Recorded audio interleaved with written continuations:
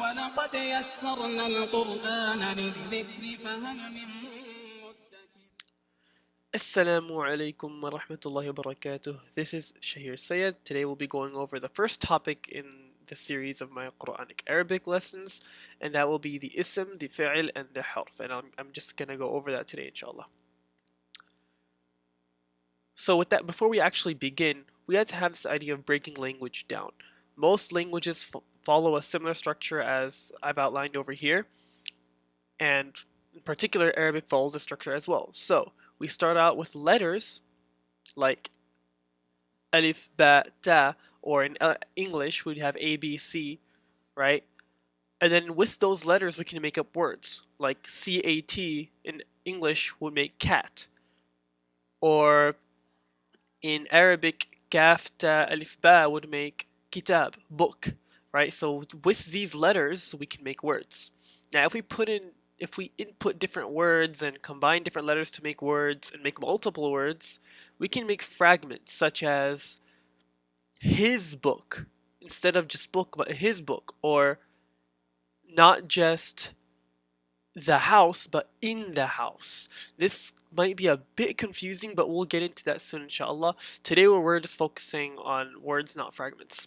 And then after we combine words and make them into distinct fragments, we can connect those distinct fragments to make sentences, such as fil bayti kitabun, right?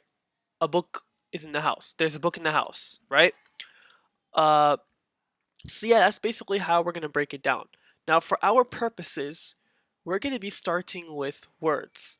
Like I said previously, this course is kind of designed for people who already have some level of literacy with letters. You should kind of know how to read it. Maybe not too comfortably, but you should, like, basically these words over here, you should be able to know how to read them, right? So words. We're going to be going in with starting off with the words, okay? Now there are three distinct types of words. All Arabic words must fall under one of these categories. No more and no less. We'll go over each one in depth so that you can have a better understanding of what this actually means. But what I want you to really wrap your head around is the fact that every single word you see in Arabic must fall under one of these categories. There are no exceptions to this. Well, yeah, you'll see what I mean, right? So the first is ismun, or ism, fi'lun, fi'l, or harfun, harf. Now ismun, we'll go over that one first. The ismun, or if making it plural would be asma'un, asma'. Okay. Now, to define the ism, just think of it as a noun, basically, because we know in English a noun is a person, place, thing, right? That's a noun. But in Arabic, the ism is more expansive than simply a noun, right? We have ideas such as justice, right? We have adjectives such as tall, beautiful, soft, hard. Adverbs. Adverbs are, if you don't remember what an adverb is, it's something I always forget too. It's when you add an ly to the end of a word. Hurriedly, softly, quietly, quickly, right? These are adverbs and more. So don't really worry about that part as of yet, but I want you to memorize this. I want you to repeat this to yourself 2 or 3 times, like the ism is a person, place, thing, idea, adjective, adverb, and more. And you should be able to get to the point where whenever you hear the word ism, you should immediately be able to translate it or define it as such. Now, some examples. Ahmed went to the store. Okay? So now we just have to figure out which words fall under the category of the ism. Okay? The ismun. Ahmed is a person. Way to go. Went. We see that verbs aren't included here, and went is a verb. To, that's a conjunction. We don't have that here. The store is a place for sure. And if you don't think it's a store, it's definitely a thing. So Ahmed went to the store. So I've underlined the asma in the sentence, the different isms. Justice will always win. Alright, justice will win.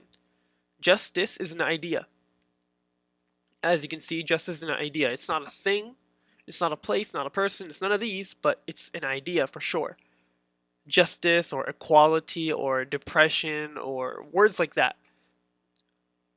So that's the ism. Will win. This is a future tense verb, right? Won, wins. Like won is past tense, wins is present tense, and will win is future tense. So that's just a verb. He ran hurriedly. Now he, as we know, is a person. Okay? Or if it's a cat, it's a thing, right? Ran is a verb, as we've discussed. Verbs don't fall under the asma. Hurriedly, remember the ly? Adverbs end with ly. Hurriedly. So this is asma. And the cat is soft. Again, the cat is a thing or a person, and soft is an adjective. Is, don't worry about is. In Arabic, there's no such thing as a word is. We're just going to skip that. So the first, you may be questioning why I'm applying everything to English first and foremost. I'm doing this so that you can understand how the Arabic is applied in the English language first, and then you'll become more comfortable applying it to Arabic. The first few lessons we're just going to be dealing with English simply because it'll help you get a better understanding of Arabic. Alright, so the next we're going to do a small exercise now, okay? I want you to pause the video and underline the asma, or on a piece of paper write down the asma if you don't want to write all of it, which to be honest I wouldn't do myself. So just write down each word that is an asma, that is an ism, right, from the asma, and then unpause the video and then you can check your answers. Alright, so here we go. These are the words I got. Fatima is a person, tired is an adjective, she's a person, Japan is a place, Ahmed's a person, her is a person, husband is a person, confused is an adjective, Fatima, yet again, is a person, Ahmed's a person, gate A is a place, the airport is a place, Ahmed is a person, her is a person, gate A is a place, then person, place, person, person, person, person, place, okay? Now, you'll notice that all the stuff that I did not underline actually don't even fall close to the asma. Returned from, this is a verb, that's a conjunction. Was, feeling is a past tense verb. Was, again, past, never mind, not that. Yeah, or was feeling confused, you know? Told is a past tense verb. To wait is a verb at the base form. At is a conjunction. You'll just see if you look around that the green stuff just don't fall under the category of the ism. Now let's go over the second bit, okay? The second bit is the fi'l. And you actually notice that in the beginning I said the ism, fi'l, and harf. And you can actually see that over here. The ism, the fi'l, and the harf. Okay? So we've done the ism. Now let's move on to the fi'l. Okay? The fi'l, fi'lun, or plural af'alun, is defined as a verb. Okay? Basically anything that has tense, meaning past tense, future tense, present tense. Essentially, that's what the fi'l is. It's just a verb. So it's pretty simple, okay? So having similar examples, I've underlined what falls under this, under the fi'l or the verb. Ahmed went to the store. Ahmed is an ism we know now, right? Because Ahmed is a person. And remember, an ism is a person, place, thing, idea, adjective, adverb, and more. Now, went is a verb. It's a past tense verb. To is a conjunction. We don't need to worry about that just yet. The store is a place. Soon, that is not really a fi'l.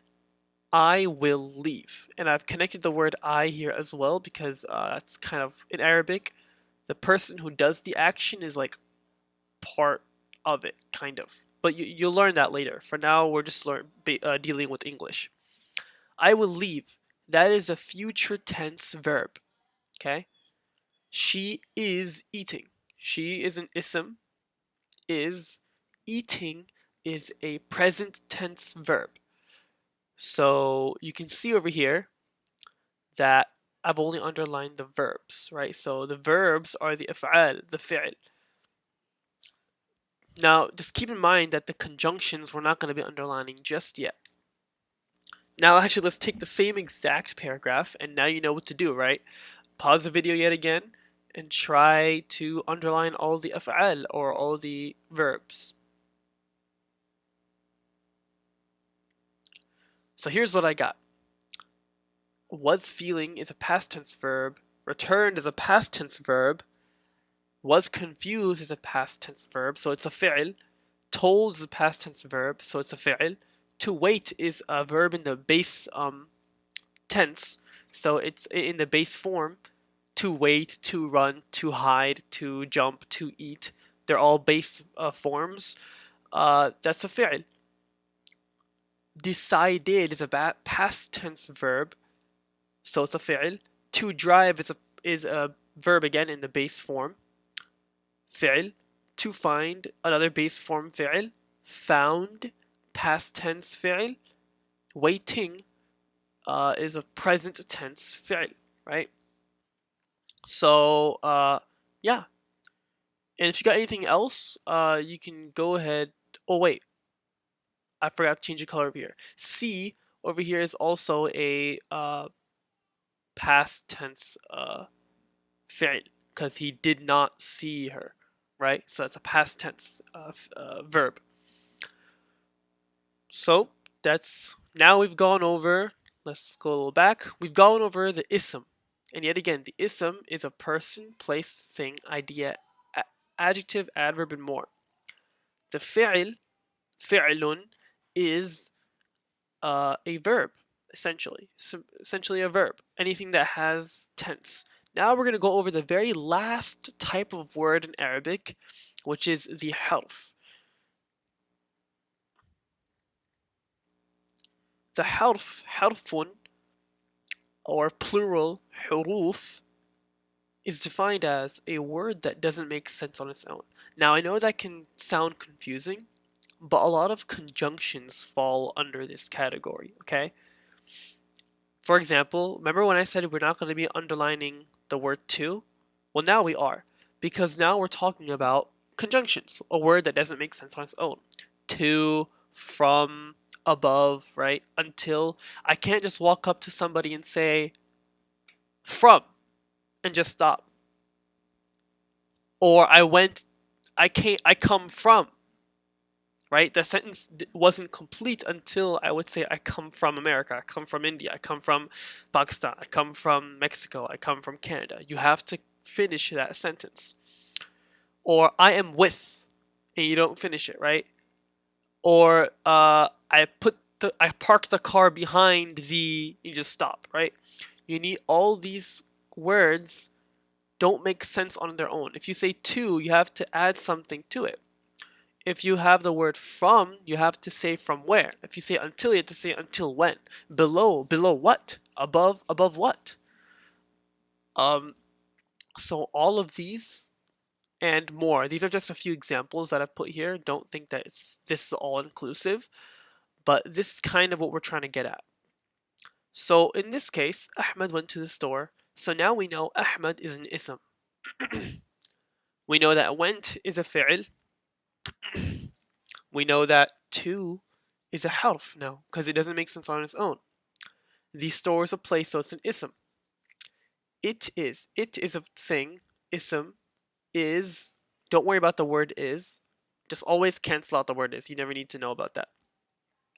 Between, over here, right? It doesn't make sense on its own. So it's a harf. Them, they are people. So this is an ism. Allah, or God, is an ism. Remember, forget about the word is. You can just exit out. You never need to worry about is. Above is a harf. Doesn't make sense on its own. And then everything. Okay? And everything would be an idea or maybe just a thing, so that's an ism. Now you know how it goes now. Go ahead and pause the video and try to find all the huruf. So the answers I got were from, to, at, to, at. Don't worry about the word of. If you didn't underline that anyways, then forget what I just said. But essentially, you realize that there's not many huruf or harfs or words that don't make sense on their own. It's not necessarily the best thing to call a harf a conjunction per se, because a harf can be more expansive than just a conjunction, but it's a good way to build up that base foundational idea. Now, we can see from here that there were not many huruf. And this is how actually language works, okay? Remember, the first thing we went over was the ism, right? A person, place, thing, idea, adjective, adverb, and more. And we noticed that there were actually a lot of those. Then when we moved to the verbs, or the fi'l, af'al, there were less verbs than there were isms, which makes sense, right? We're not going to be having more verbs than nouns in our sentence. Then the very last one, the huruf, has the least amount. And that makes sense as well, because conjunctions we only use to connect separate ideas. So therefore, they're not actually a central component usually to an idea. It's more of a fragment creating or connecting type of device. So now that we've had this, you can kind of see the structure, right? And actually, if you go over this whole paragraph, you realize that every single word falls under one of the categories. Let's go back there real quick. Over here, the ismun, the fi'lun, and harfun, each and every word will fall under one of those. If you're writing down paragraphs and you want to make it easier, you can write I, F, and H, right? If you just want to label stuff. That's what I did when I first started out. But yeah, that's essentially what's going on there. Now, I just want to briefly summarize before we end so that you guys just, are comfortable with what we went over so far in lesson 1. The ism is a person, place, thing, idea, adjective, adverb, and more. That's the first thing we went over, the ismun. Now, the plural of ismun is asma'un, okay? Fi'lun was the second type of word we went over, which is a verb. Harfun is a word that doesn't make sense on its own, and this was the third type of word we went over. Now, don't forget the structure that I mentioned towards the beginning. We have letters that make words, that make fragments, that make sentences, okay? Right now, we're just going over words. And every single word must fall under one of these categories, okay? I don't want you to forget this because this will be very important, because you don't want to mix up fragments with words, because later on we're going to move further on. This is something that you need to be very comfortable with. The idea of labeling different types of words in a sentence and figuring out what type of word it is. Right, so that's kind of what we went over today, inshallah. Now we're gonna go over some vocabulary. Alright, Bismillahir Rahmanir Rahim. Now we'll be going over the vocabulary, okay? And like I said previously, the vocabulary is not gonna be too intensive, it's not gonna be too difficult. It's just something I think that will help you strengthen your Arabic, right? This is kind of where all of it rests. This is the key to Arabic here, to just learn the words, right? Now, the way it's going to work is that essentially almost every class, I'm going to say the Arabic word, and then I'm going to translate that word, right? Each box has a word and its translation. Now, if you see 2 words in a box, that means that the first word on the right, since we read right to left in Arabic, is going to be the singular version of the word, heart, okay? Qalbun, heart. Qulubun is hearts with an S at the end, okay? So multiple hearts. Same thing over here, right? Qalamun, pen. Aqlamun, pens, right? Qawmun, people or nation. Aqwamun, nations or peoples, right? Kitabun, kutubun. Kitabun is book, kutubun is books, and so on and so forth. So I'm just going to quickly go over each word so that you can kind of hear what it's supposed to sound like and you can recognize it when you hear it or when you see it. And then I'm going to translate it. And I highly recommend that you memorize these because I'm going to be going over words in the next lessons where I'm going to be incorporating the vocabulary words that I've introduced to you guys already uh, with the intention that you guys will be able to translate without needing the English. So if maybe next time I might bring up the word qalbun, heart, or ma'un, water, and I would expect you to know that. And remember, the way Arabic works is very, very simple. It's very easy. One single word can be hundreds and hundreds of words. So it's actually very, very easy. And I don't want to make this memory intensive or very difficult for you. It's simply something that will help you along your journey of learning Quranic Arabic, inshallah. So let's get on with it, inshallah.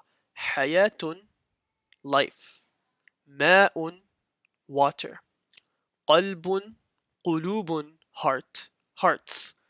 قلم أقلام pen pens قوم أقوام nation people كتاب كتب books كلمة word, like in this case it means like a word, like I spoke a word, right?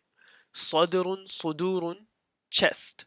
Now this is talking about the human chest, like the biologically speaking, the the front part of our body. This is not talking about like a treasure chest or anything along those lines. So with that, inshallah, that's the end of the first lesson. I hope you guys learned something, and with that, I'll see you in the next class, inshallah. Assalamu alaikum wa rahmatullahi wa barakatuh. ولقد يسرنا القرآن للذكر فهل من مدكر